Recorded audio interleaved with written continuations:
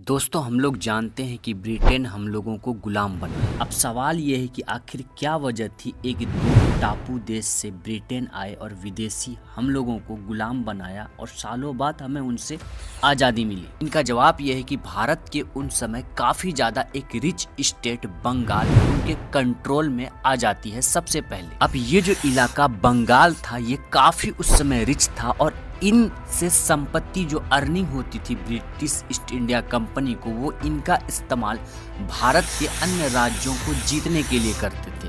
यानी धन का एक अच्छा ज़्यादा सोर्स ब्रिटेन को भारत में ऑलरेडी मिल चुका। अब यह भी एक सवाल बनता है कि आखिर ये बंगाल ब्रिटिश के कब्जे में आया कैसे।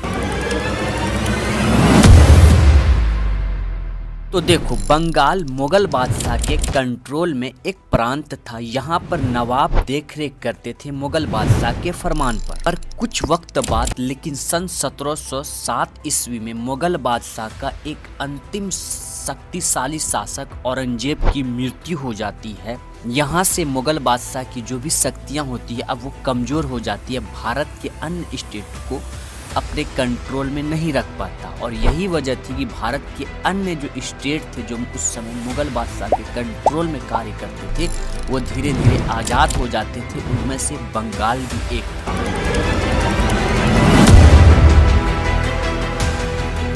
और पहला स्वतंत्र नवाब होता है मुर्शिद कुली खां। फिर मुर्शिद कुली खां के बाद उसका दामाद आता है शुजा और इसके बाद आता है अलीवर्दी खां। इन तीनों नवाब के समय बंगाल और ज्यादा काफी रिच प्रांत बन गया। फिर आता है एक टाइम सन 1756 में जब अलीवर्दी खां की मृत्यु होती है, तब शुरू होता है बंगाल में नवाब बनने के लिए राजनीतिक षड्यंत्र शुरू। और यहीं से बंगाल में अंग्रेज का हस्तक्षेप बढ़ना शुरू होता है।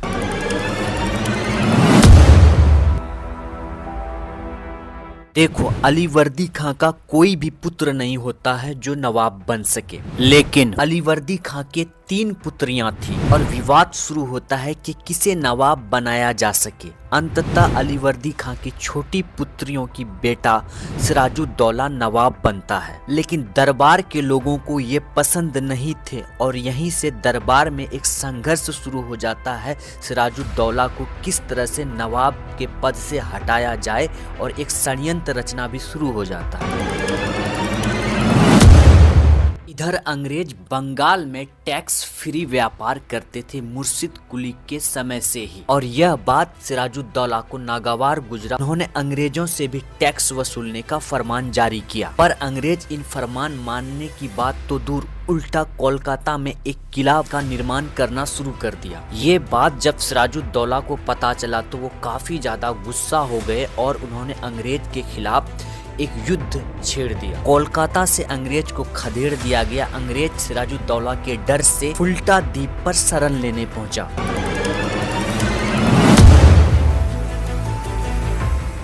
इस समय भारत के अलग अलग हिस्सों में अंग्रेज व्यापार कर रहे थे। जैसे कोलकाता की तरह एक क्षेत्र भी था मद्रास, वहां पर भी अंग्रेज अपना कैंप लगा करके व्यापार करते थे। जब बंगाल की खबर मद्रास पहुंची तो मद्रास से काफी ज्यादा सैनिक बंगाल में उपस्थित अंग्रेजी सेना के सहायता में वाटसन और क्लाइव के नेतृत्व में कोलकाता पहुंचे और फिर दोबारा अंग्रेज ने कोलकाता पर कब्जा किया। जब ये खबर सिराजुद्दौला के पास पहुंची तो सिराजुद्दौला फिर से सैनिक लेकर के अंग्रेज के खिलाफ युद्ध करने के लिए निकले और अंततः सिराजुद्दौला की इस युद्ध में हार हुई और अंग्रेज और सिराज के बीच एक संधि हुई जिसे अलीनगर की संधि कहते हैं। और यही वह संधि थी कि बंगाल में अंग्रेज की उपस्थिति को दर्शाता है और जिससे अंग्रेज एक शक्तिशाली बंगाल में गुट बन करके आया और इससे पूरे भारत पर अंग्रेज को कब्जा करने में सहायता मिली।